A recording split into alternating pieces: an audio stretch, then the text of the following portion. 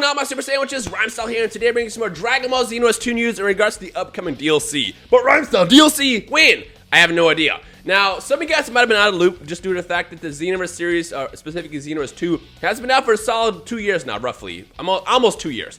And some of you guys might have stopped playing it, and you might have not been even keeping up with the news. Now, during the last Dragon Ball Fighters live stream, Hirano-san, the producer of the game, actually went on record to address a couple of key things and mentioned that more DLC is coming. DLC 6 was not the last DLC. We have more coming. Now, that's both good and bad. Obviously, the bad is like, oh, I don't want to spend more money on this game. But good is more content. The way I see it is the more content you develop for a game, the longer it lasts and the more fun it becomes. But the problem that's been plaguing the Xenoverse series for the course of the past, I guess, year and a half is the fact that every time they release DLC, they didn't normally address the main issues that plague the game. With that said, this is why this is a big deal. Hirano-san, in case you have not seen the video, I'll link in the description below. Hirano-san mentioned that he's going to, number one, address the netcode, which we know has been a huge problem since Xenoverse 1. He's going to address a bunch of skill balances. I don't know what that means exactly yet, but apparently there's more stuff that's going to get changed. And of course, more DLC characters, quests, stuff like that. You know, the basics that we'll be getting in the DLC packs since the release of Xenoverse 1. Now, what do we know? Nothing. Except for one thing. V-Jump is coming out very, very soon, and we already got the leaks online. And the first reveal is Super Baby Vegeta is officially coming to the Xenoverse series. Finally! I know. I already saw a bunch of people on Twitter talk about like, oh, it took this long to get him. Shut up! We finally got him, okay? We should be happy that we at least got him finally.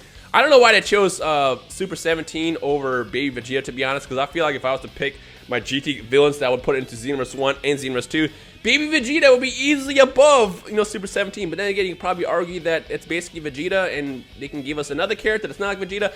I don't really know. Either way, I'm excited. So what do we actually know? Well, my homie Kenzairo, big shout out to him, also sent me these translations that were also added within the scan as well. The scan's not live yet, but I'm sure once it goes live, you can read it on shonengames.com. I'm probably not going to cover that scan again in a separate video, just due to the fact that I pretty much got all the information from that scan. But if there's anything else new in there, I'll make another video about it later. But he basically said the attacks that were listed with Baby Vegeta consist of reverse shots, Baryon Drive, which that could be also a wonky translation on Baryon Drive, because I'm thinking Variant Drive maybe.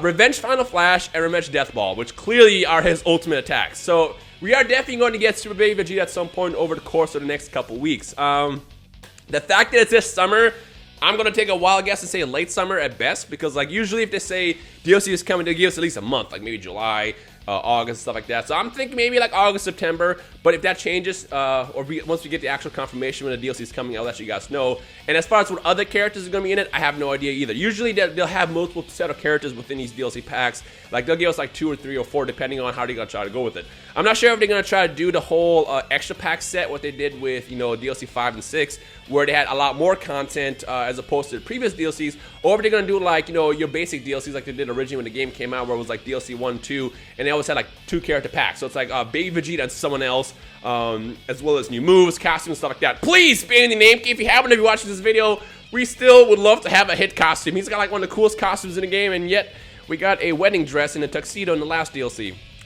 I'm still salty about that. Now, as far as if we get information with the netcode, whether they're going to address it in this DLC or a future DLC, I have no idea. Like I said, I'm going to basically just sit around and dig and see what I can find out over the course of the next couple months. I mean, I'm sure by the time the next V-Jump comes out, we'll probably have more proper details. So at best, I feel like probably end of July, because I mean, if we see what happened with Dragon Ball Fighters, they revealed Fusamasu 1 month, and then the next month they revealed, wow, I can't speak. They revealed Vegeta Blue, and then also had the same release date that month. So I feel like, because right now it's June, halfway through June, we're probably going to get this maybe end of July, early August. But then again, at worst, probably September, which is still technically late summer, isn't it? Not really. So we'll see what happens as far as when the stuff is coming out, and on top of that, what other content will be releasing it. I'm really hoping that they also add more cool stuff like Super Saiyan 4, because I mean the last DLC update did give us Super Saiyan Blue, and with them being all about Super Saiyan Blue versus Super Saiyan 4 in Super Dragon Ball Heroes, it'd be kind of cool if they give us that transformation as well for the Saiyan race, and then allows you to have those custom Super Saiyan 4 versus Super Saiyan Blue fights. But then at the same time, that leaves all the other races just kind of out, you know, out in the rain. So maybe we should not ask for that. I don't really know. I mean, the more content they give us, even if it is race specific, I think the better. and obviously they can work on the better stuff in the long run when they work on Xenoverse 3. With that said, that's all we know for now. The second I find out any more other information as far as what other content will be released, as far as balances, all the netcode stuff, I will let you guys know, so make sure you stay tuned to the channel, subscribe if you're new here, and I'll keep you guys in the loop. But other than that, that's everything. So who is excited for Super Baby Vegeta? Let me know in the comment section below right now by leaving a like and a comment. The last thing I'm going to ask you guys is, again, I don't know who the other character is, if this ends up being a 2-character pack or even a more multiple character pack like 3 or 4. Let's say theoretically it is a 2-character pack. Who would you love to see for that second character? Let me know in the comment section below and why, and we'll take it from there. Other than that, I hope you guys enjoy the rest of the day. My name is Rhymestyle. I'll see you guys next time. Peace.